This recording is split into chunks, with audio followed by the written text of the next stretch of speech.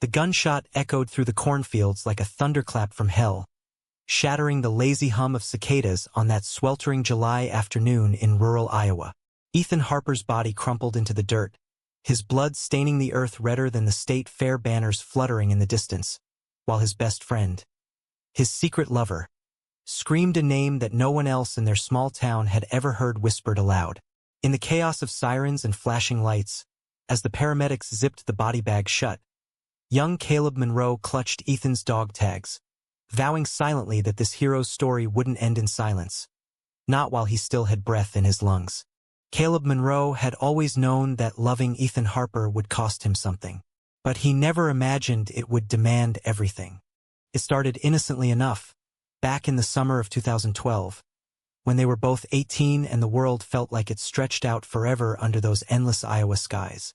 Ethan was the golden boy of Milford High, the quarterback with the easy grin, the one who could throw a spiral 50 yards without breaking a sweat, the son of a Vietnam vet who hung medals on the living room wall like Christmas ornaments. Caleb was the quiet kid from the wrong side of the tracks, the one with paint-stained fingers from helping his mom at the local diner, and a sketchbook full of dreams he kept hidden like contraband. They met at the county fair, Ethan tossing rings at bottles while Caleb manned the sketch artist's booth, capturing caricatures for $1 a pop. "You draw like you see straight into a person's soul," Ethan had said, sliding onto the stool with that lopsided smile, his flannel shirt rolled up to his elbows, revealing forearms tanned from baling hay.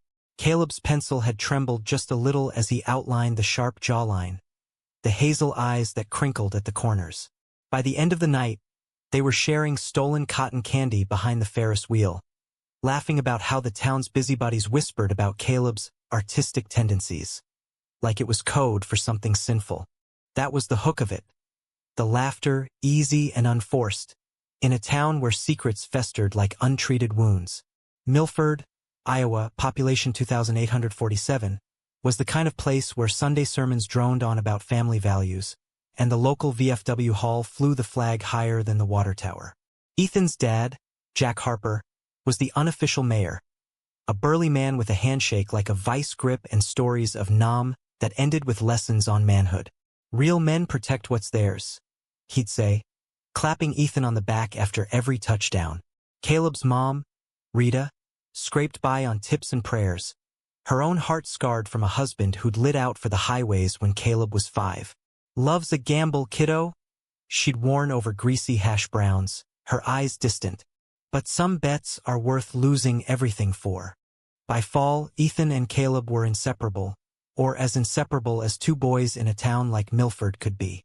They'd sneak off to the old quarry on the edge of town, where the water ran deep and blue, stripping down to swim in the chill that bit like winter's promise. There, away from prying eyes, they'd talk about escaping, Ethan to West Point, following in his old man's footsteps, Caleb to art school in Chicago, chasing canvases that didn't judge. Their first kiss happened under a harvest moon, tentative and tasting of river water and fear, Ethan's hands cupping Caleb's face like he was something fragile and holy.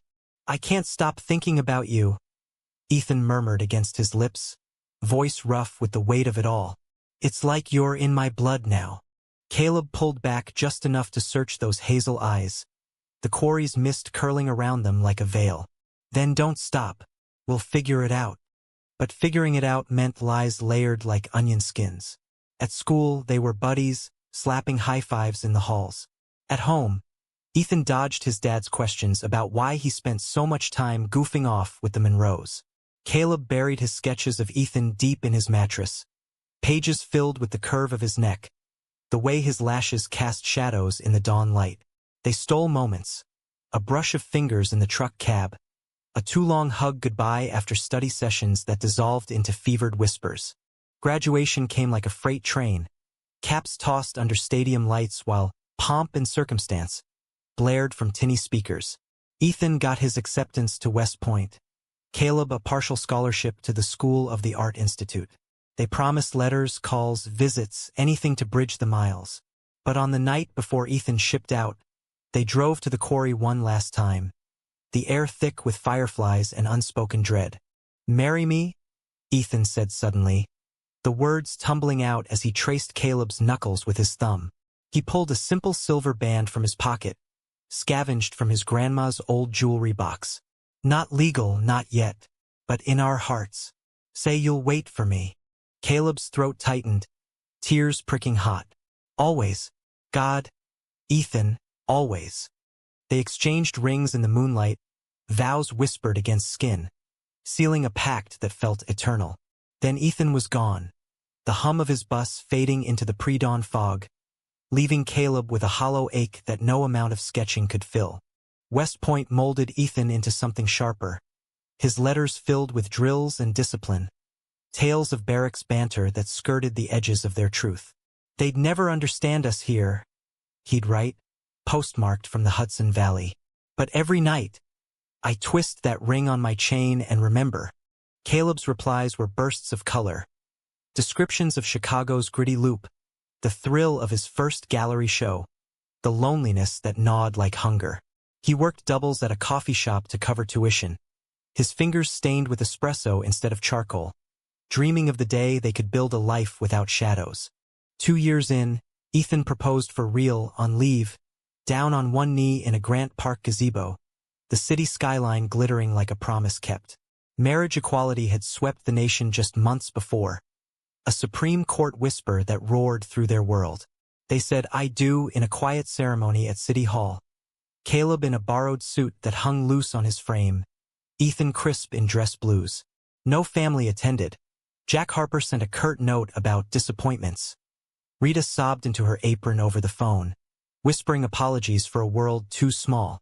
But in that moment, with Judge Ramirez's gavel falling like grace, they were husbands. Monroe Harper, hyphenated on paper, unbreakable in spirit. Life settled into a rhythm after that. Ethan deploying to Afghanistan, Caleb grinding through his MFA, their home a cramped Wicker Park walk-up filled with dog-eared novels and half-finished canvases. Video calls crackled with inside jokes, Ethan's face pixelated but his love crystal clear.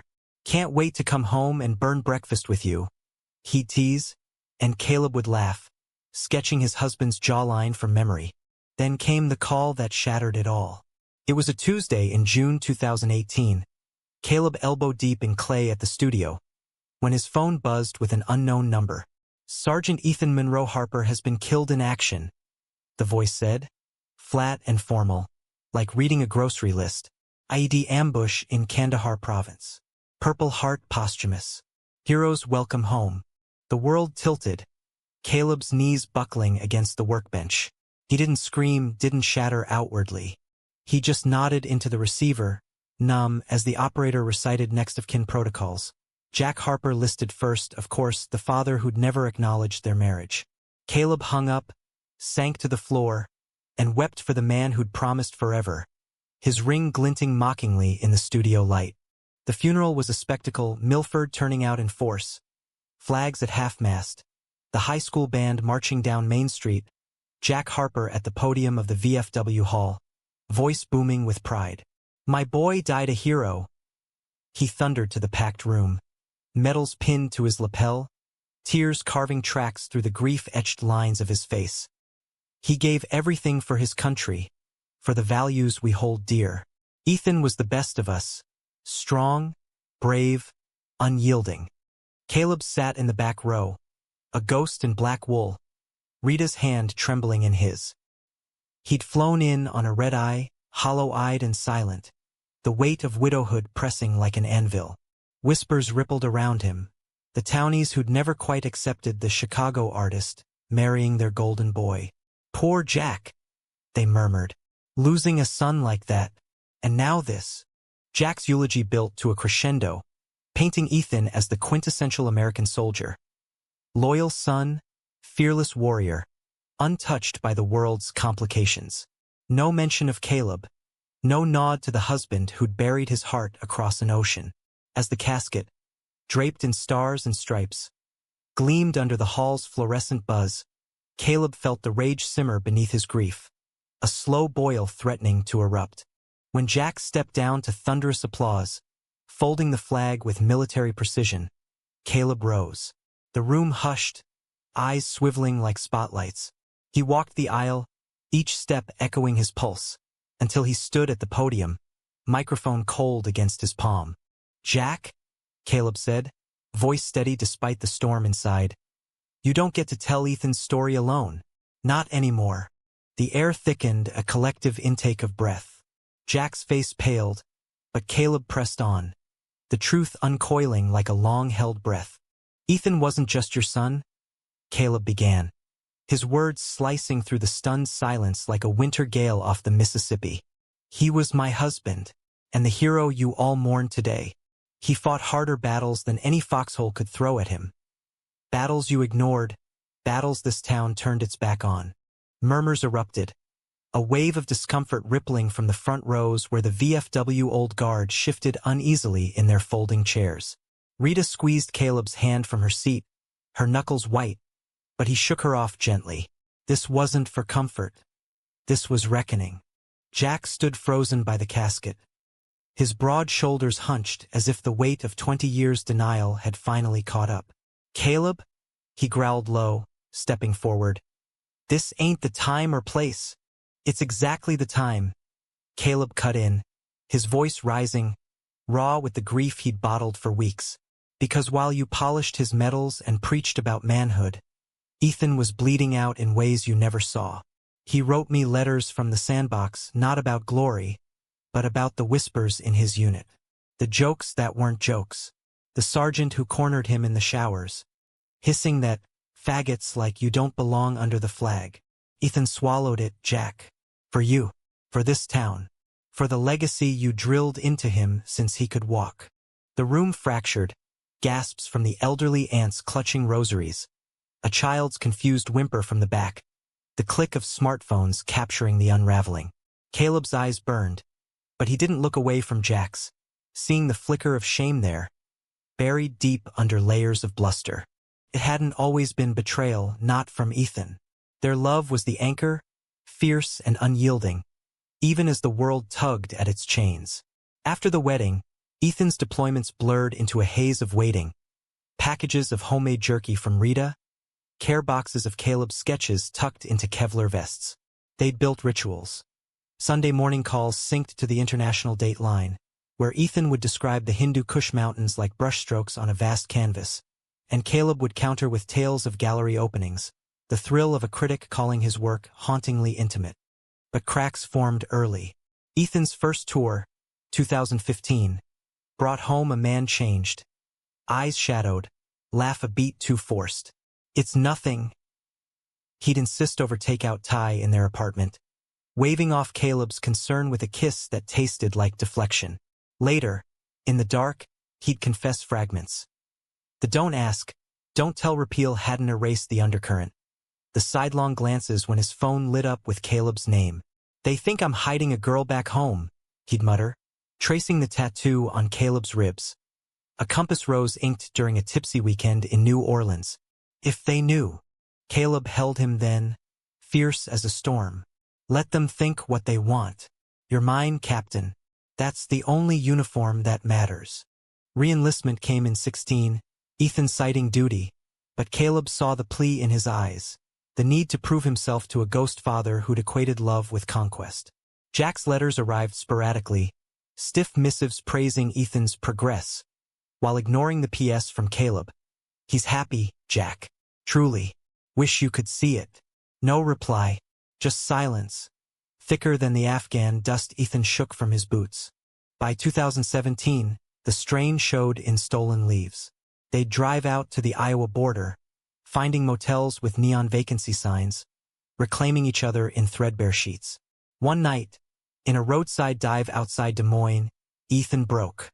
"Dad called today," he said, nursing a beer, the jukebox crooning Merle Haggard. "Wants me to settle down, give him grandkids, like I'm some checkbox on his American dream." Caleb's gut twisted. "And what did you tell him?" "The truth." Ethan's jaw set, but his voice cracked. "About us. About the ring, the vows." He hung up, Cal. Just hung up. The betrayal landed like shrapnel, embedding deep. Jack's radio silence stretched months, broken only by a curt email when Ethan shipped out again. "Proud of your service. Family's family." No mention of Caleb, no olive branch. Ethan internalized it, pushing harder, volunteering for recon missions, earning commendations that papered over the ache.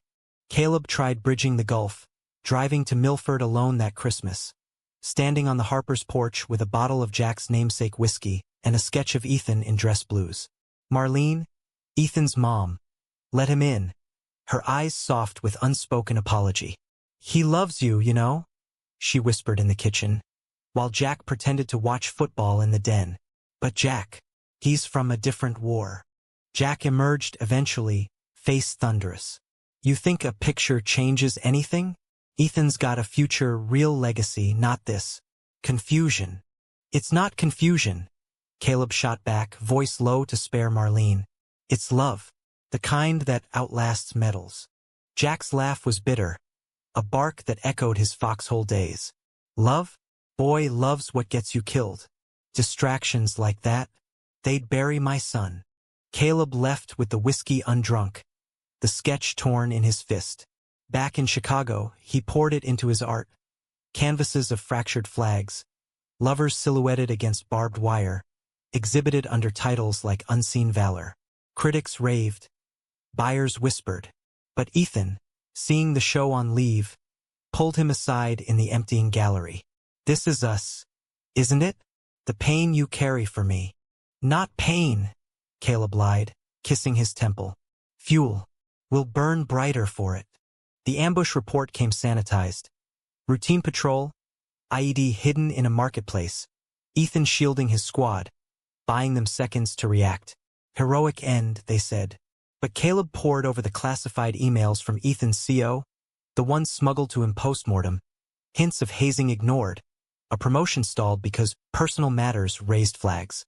Ethan's last letter, dated days before. "If I don't make it, tell Dad the truth. Not for forgiveness, for freedom. I love you, Kel. Always the north on your compass." Now, at the podium, Caleb pulled that letter from his pocket, unfolding it with hands that shook. "Ethan wrote this before he died. To me, his husband."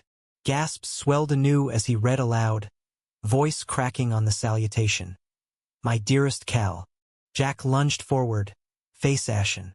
"Enough. This is my boy's funeral. Your boy's life." Caleb roared, the hall falling pin-drop silent. "You ignored his marriage, his heart, because it didn't fit your hero mold. You think silence honors him? Kills him twice." A woman in the third row, Ethan's old English teacher, stood, tears streaming. "Caleb's right." We all looked away. Others nodded, a slow tide turning. Marlene buried her face in her hands, sobbing openly. Jack staggered back, clutching the flag like a lifeline, his empire of denial crumbling. I thought I was protecting him." "From what?" Caleb demanded, stepping down to face him eye to eye. "From loving fiercely? From being whole?" The confrontation hung, electric, as the organist fumbled into amazing grace, off-key and trembling. Caleb turned to the casket, pressing the letter to the wood. "Rest easy, love. The truth's out now." But truth, as Caleb would learn, was a double-edged blade, one that cut deepest in the quiet aftermath. The wake dragged into evening, the VFW emptying in waves of awkward handshakes and averted eyes. Caleb lingered by the punch bowl, nursing a flat Sprite, when Marlene approached, her floral dress wilted like her resolve. "He kept your pictures," she said softly, pressing a shoebox into his arms. "In his footlocker." Jack never knew. Inside, faded Polaroids from Corey Swims, a pressed firefly in wax paper, Ethan's ring on a chain. Wait. No, that was around Caleb's neck, and letters, dozens, tied with twine. Caleb's throat closed. He nodded thanks, escaping to the parking lot, where his rental car waited under sodium lamps. Jack found him there, silhouetted against the hood, the box clutched like contraband. "Caleb." The word was gravel, stripped of bluster. "Can we talk? Man to family?" Caleb eyed him warily, the summer night sticky with unresolved heat. "Family? That's rich, coming from you." Jack winced, leaning against the fender. I was wrong. About a lot. Nom. Twisted me. Made me see weakness everywhere. When Ethan told me about you two, I panicked. Thought it'd destroy him. The core, the town, everything I'd built for him. And calling it confusion helped how? Caleb's voice was whip-sharp, but fatigue dulled the edge. Jack rubbed his neck, scarred from shrapnel. Didn't help, just buried it deeper. After he deployed last, I wrote him, apologized in my way. Mailed it the week before. He trailed off, eyes on the stars. Never got a reply. Caleb's anger faltered, pierced by shared loss. He died believing you hated him. Jack's face crumpled. A dam breaking. God, no. I loved that boy. Still do. He reached out, hesitant, clapping Caleb's shoulder. Awkward, but real. Your family now. If you'll have me. The olive branch trembled. Caleb took it, exhaustion winning. For Ethan. We'll try. Dawn broke over Milford like a reluctant confession, painting the Harper farmhouse in hues of peach and regret. Caleb hadn't slept, the shoebox spilling memories across the guest room quilt. Ethan at 20, gap-toothed grin in a homemade Halloween cape. At 25, commissioning photo, Caleb's tie crooked from pre-ceremony nerves. Each artifact a shard of their mosaic, jagged now without him. Downstairs, Marlene bustled with coffee and condolences, her hugs bone-crushing. Jack sat at the scarred oak table, nursing black brew, the morning paper folded to Ethan's obituary. Hero son returns home, staring at it like an accusation. Funerals at 10, he rumbled, not meeting Caleb's eyes. Burial at the veteran's plot. You coming? Caleb paused in the doorway, mug warm in his palms. Wouldn't miss it, but after. We need to talk about the rest. Jack nodded, curt. Yeah, the rest. The cemetery sprawled on a hill overlooking the Cedar River, headstones marching like silent sentinels under ancient oaks. The procession wound slow, taillights winking through mist, the hearse a black scar against the green. Milford's finest turned out. Fire trucks with ladders propping flags. The high school JROTC folding the stars and stripes with precision that bordered on reverence. Pastor Ellis intoned psalms, voice carrying on the breeze, but Caleb heard only echoes. Ethan's laugh in the quarry, his vows in that gazebo, the crackle of their last call. Miss you, Cal, home soon. At the graveside, Jack placed the folded flag in Caleb's lap, a gesture heavy with implication. For the next of kin, he murmured, and the crowd stilled, a ripple of acknowledgement. No protests this time. The eulogy's fallout had softened edges, whispers turning to quiet respect. As dirt pattered on the casket, Caleb stood, scattering wildflowers. Queen Anne's lace from their wedding bouquet, pressed dry. Back at the farmhouse, the rest unfolded over pot roast and pie, the kitchen clock ticking like a metronome to awkward silences. Marlene cleared plates. Jack pulled a folder from his study, legal papers yellowed. Ethan's will, he said, sliding it across. Updated last leave. Leaves everything to you. The trust, the house in Chicago. Even his old truck. Caleb's fingers traced the notary seal, Ethan's scrawl bold. To my husband, Caleb Monroe Harper, with all my tomorrows.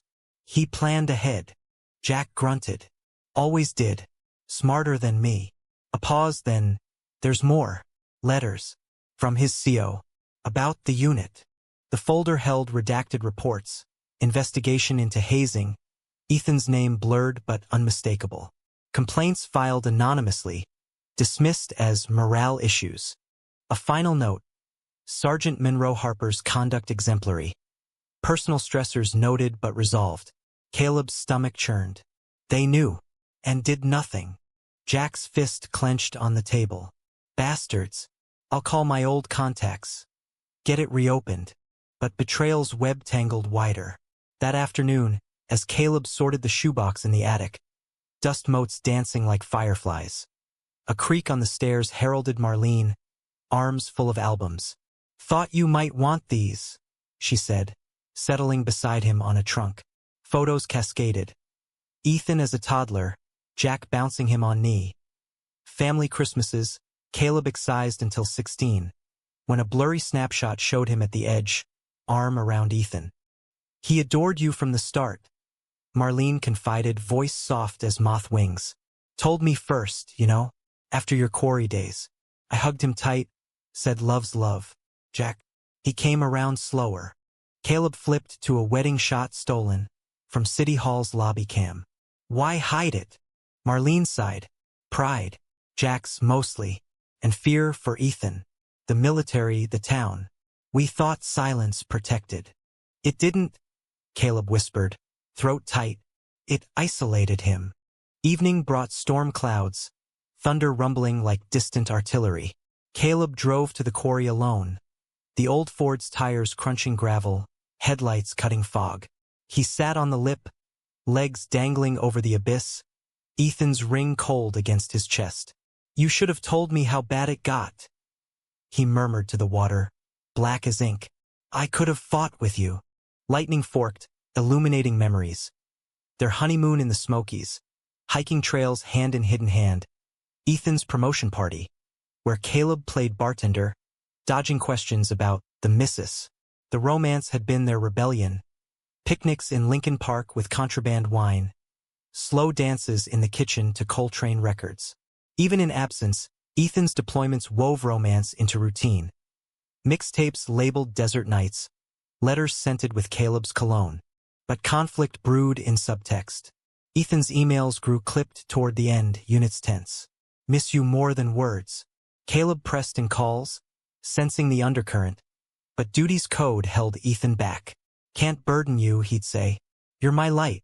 Caleb painted through it, abstracts of longing. Blue voids pierced by gold veins. Selling enough to quit the coffee grind. But the money couldn't buy peace. A buzz startled him, his phone, Rita's number. Sweetie? You okay? Town's buzzing about that speech. Proud of you. Caleb leaned back against a boulder, rain pattering tentative. Hurts, Mom. All of it. I know. But Ethan's watching, you bet. And he's smiling. Her pause was loaded. Jack called me. Apologized for everything. Said you're welcome anytime. The olive branch extended again. But trust was a fragile bloom. Back at the farm, Jack waited on the porch, rocking chair creaking. Couldn't sleep, he admitted, offering a flask. Want company? They sat in the downpour's hush, whiskey burning paths to honesty. Jack spoke of Nam. Buddies lost to more than bullets. Loves unspoken in the jungle. I shut down after. Pushed Ethan to be what I couldn't, invincible. Didn't see I was breaking him. Caleb sipped, the burn familiar. He was invincible. In his way. Loved you fierce. Even when it hurt. Jack's eyes glistened. Miss him already. Like half my soul's gone. Mine's quartered, Caleb replied, voice wry. But we'll stitch the pieces. Midnight brought a knock. Unexpected, urgent. Tom Riley, Ethan's old squad mate, soaked and sheepish on the stoop. Heard about the funeral. Needed to say sorry. Inside, by the fire Marlene stoked, Tom spilled. The unit's underbelly, pranks escalating to threats, Ethan's quiet complaints quashed by command. He covered for us all, Tom said, head bowed. Took the heat so we could bond. Said it was his duty, to country, to love. Betrayal layered. Not just Jack's, but the system's. A machine that chewed heroes and spat indifference. Caleb listened, rage simmering to resolve. We'll expose it. For him. Tom nodded, gripping Caleb's forearm. He'd want that. And Cal? He talked about you constant. Called you his compass. As Tom left, the storm broke full, rain lashing windows like judgment. Caleb retreated to the attic, unfolding Ethan's last letter anew. Tell Dad the truth for freedom. Freedom now meant fight. Lawsuits, media, mending fractures. But climax brewed not in words, but action. Days later, in Chicago, Caleb unpacked the shoebox in their apartment, sunlight slanting through blinds. A knock, UPS unmarked. Inside, Ethan's footlocker, shipped from base, unlocked. Papers tumbled, journals, dog-eared. Caleb's breath caught at entries. Cal's laugh medicine in this hell. Pray he never learns how they look at me. And deeper, a betrayal sharper. Emails from Jack, post-revelation. Sort yourself out, son. This ain't the family way. Ethan's replies, it is my way, Dad. Love you anyway. Heart fracturing, Caleb dialed Jack. Read the journals? Silence, then, yeah. God, what have I done? Come here, Caleb said, not command, but plea. Help me honor him right. Jack arrived at dusk, flight-weary, bearing takeout and trepidation. They sat cross-legged amid the chaos, reading aloud, Ethan's wit shining through horror, his romance a beacon. Caleb's touch home in flesh. Tears mingled with laughter, Jack's baritone joining Caleb's tenor in chorus. Mid-read, a journal page fluttered free. Coordinates, Kandahar Market. If I go, no I went forward, for us. The IED site. Jack paled. We investigate. Full. Alliance forged in fire, they plotted, calls to senators, meetings with advocates. But emotion crested that night, Jack pulling Caleb into a hug. Gruff. You're good for him. For us. Caleb clung, the dam breaking. He was good for everyone. Flawed world be damned. Months blurred into a crusade. The Harper Monroe packed a force as unyielding as the Mississippi's current. Caleb's Chicago apartment became war room. Walls pinned with timelines. Laptops humming with FOIA requests. Jack, retired but relentless, leveraged VFW networks, his baritone thundering in conference calls. This ain't about politics. It's about our boys. Marlene baked morale-boosting pies. Rita drove up weekends, her diner wisdom cutting through legalese. Truths like pie crust, handle gentle or it crumbles. The media storm hit in October. A Des Moines Register expose birthed from Caleb's canvases. Unseen Valor series loaned to the Iowa Historical Society.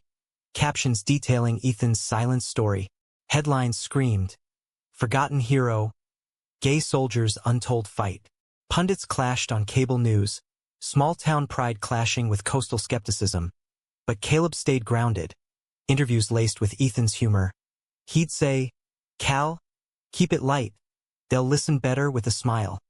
Climax crested in D.C., November chill biting as they testified before a House subcommittee on military equality. Caleb at the dais, Jack flanking like a sentinel, voices weaving testimony. Hazing logs, Ethan's journals redacted for airwaves. My husband died twice, Caleb said, eyes on the cameras. Once in Kandahar, once to indifference here. Jack followed, voice cracking. I failed him as father, as vet. Don't let bureaucracy bury more. The room erupted. Applause from progressives, walkouts from hardliners, but seeds planted. Reforms whispered. Mandatory training, oversight boards. Ethan's purple heart gleamed on Caleb's lapel, a talisman. Betrayal's echo lingered, though in quieter fractures. Holiday season unearthed it. Thanksgiving at the farmhouse, Rita and Marlene trading recipes while Jack carved turkey. Caleb caught him staring at Ethan's empty chair, flask hidden in pocket. You okay? He asked later, porch swing creaking. Jack exhaled smoke rings into the frost. Guilt's a ghost, son. Haunts worse than memories. Caleb leaned in, shoulder to shoulder. Then we exorcise it together. For him, romance in absence evolved, grief's alchemy turning loss to legacy. Caleb's art flourished, galleries clamoring for Compass North, a series of Ethan's landscapes reimagined. Iowa fields as abstract hearts, Afghan dunes as lovers' embraces. Buyers included a senator's wife, her check funding scholarships for queer vets' kids. Nights, Caleb walked Lincoln Park, tracing paths they trod, whispering to stars. You'd hate the fuss, love. But damn, we're making waves. Spring thawed revelations. A letter arrived, Ethan C.O., retired, enclosing unforwarded mail. Ethan's final words, scrawled in sandstorm haste. Cal, if this is goodbye, know you're my heroism. Fight smart, love deeper. Yours eternal. Caleb framed it beside their rings, now on a chain shared with Jack's dog tags. The humanistic turn came gradual, a mending not miraculous but earned. Milford's Memorial Day parade featured a float, Ethan's jersey draped over a mock foxhole, rainbow pins glinting. Caleb laid the wreath, Jack beside, their hands brushing in solidarity. Townies nodded. Some hugged. "Sorry for the blindness," murmured the old English teacher, pressing Pi into Caleb's arms. Jack's transformation anchored it. Therapy sessions in Des Moines, VFW speeches on full-spectrum valor. One evening, over burgers at the diner, he slid a key across. "Farm's half yours now." Ethan's room. "Make it a studio?"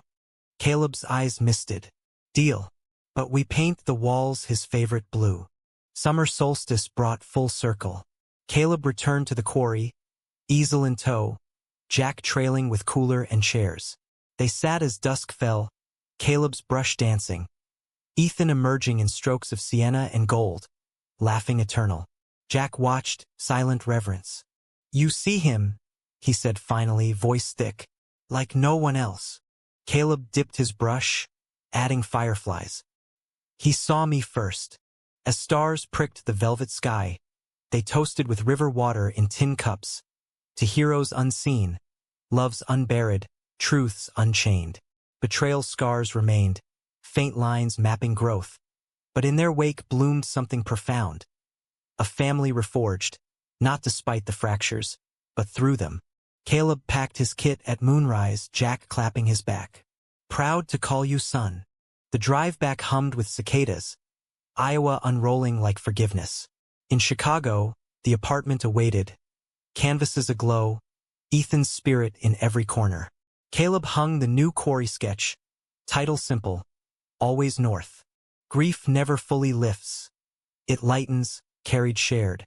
In quiet moments, Caleb twisted the ring, hearing Ethan's vow, "All my tomorrows."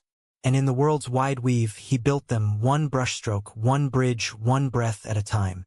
Humanity's arc bends toward light, not by decree, but by hearts daring the dark. Ethan's story, once silenced, echoed now. A hero not in death's flash, but in love's enduring fire.